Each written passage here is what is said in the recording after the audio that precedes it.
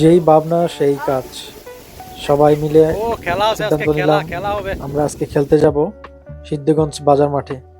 আজকের আবহাওয়াটাও খুব ভালো, মেঘলা আকাশ, বৃষ্টি হবে হবে ভাব। তো আজকে আমাদের বিকেলবেলা আমাদের মাঠেও খেলা ছিল। তো আমরা আরমানকে বললাম, আরমান অটোটা নিয়ে আয়। আরমান অটোটা নিয়ে আসলো। তো আরমান, আরফাত, রাহাত, সোহাগ, সজীব, আমরা সবাই খেলতে যাব। সাথে আমাদের বয়োজ্যেষ্ঠ আছে স্বপন কাকা, সিনিয়র পার্সন। তো সিনিয়র জুনিয়রদের সাথে একসাথে খেলা করাটা এটাও একটা আনন্দঘন মুহূর্ত। তা আমরা চলে আসলাম অবশেষে সিদ্ধগঞ্জ। সিদ্ধগঞ্জে আসার পর আমরা যে যাওয়ার যে রাস্তাটা, বাজার থেকে মাঠে যাওয়ার যে রাস্তাটা, সেটার প্রকৃতির যে অপরূপ দৃশ্য সেটা দেখে আমরা সবাই খুবই মুগ্ধ হয়েছি। এই যে পাশ দিয়ে বয়ে যাওয়া খাল, নৌকা, একদল ছেলেরা খেলাধুলা করে এসে পড়েছে। তো আসুন প্রকৃতিকে উপভোগ করি এবং সাথে সাথে আমাদের সাথেই থাকুন। প্রকৃতির এই সবুজের সমারোহ কে না ভালোবাসে।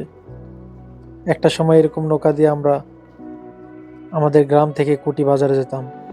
এই প্রকৃতির সবুজের সমারোহ সত্যি আমি মুগ্ধ হয়েছি।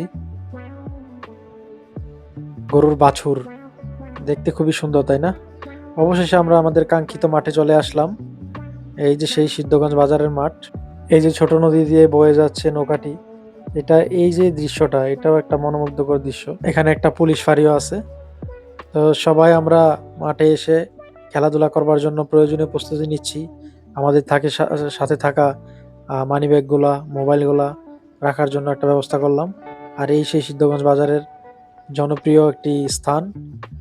এইখানে বসে সবাই, আমাদের গ্রামের বা আশেপাশে গ্রামের সবাই এই জায়গাটিতে এসে প্রকৃতিকে উপভোগ করে এবং ফটোশুট করে, ছবি তোলে, যাই বলেন।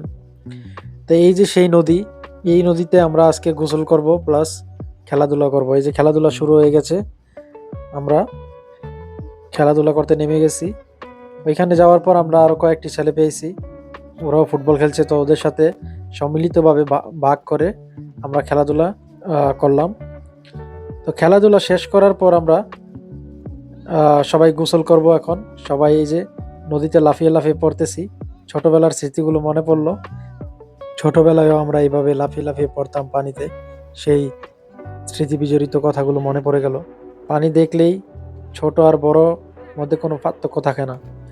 এই যে সজীব গাছ থেকে ফালিয়ে পড়ছে, সোহাগ, সবাই একে একে ফালিয়ে পড়ছে। এই যে আরেকজন দেখেন গাছের মধ্যে ঝুলে আছে, ভয় পাচ্ছে, নামতে পারতেছে না, অবশেষে নেমেই গেল।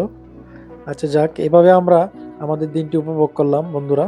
তো ছোটদের সাথে বড়দের সাথে খেলা করার যে আনন্দটা, এটা আমরা ছোটবেলা থেকেই পাইতাম। কারণ যখন আমরা ছোট ছিলাম তখন আমাদের বাড়ির যে বয়োজ্যেষ্ঠরা আসতো, বড়রা শহর থেকে আসতো, তখন তাদের সাথে আমরা ফুটবল খেলতাম, ক্রিকেট খেলতাম।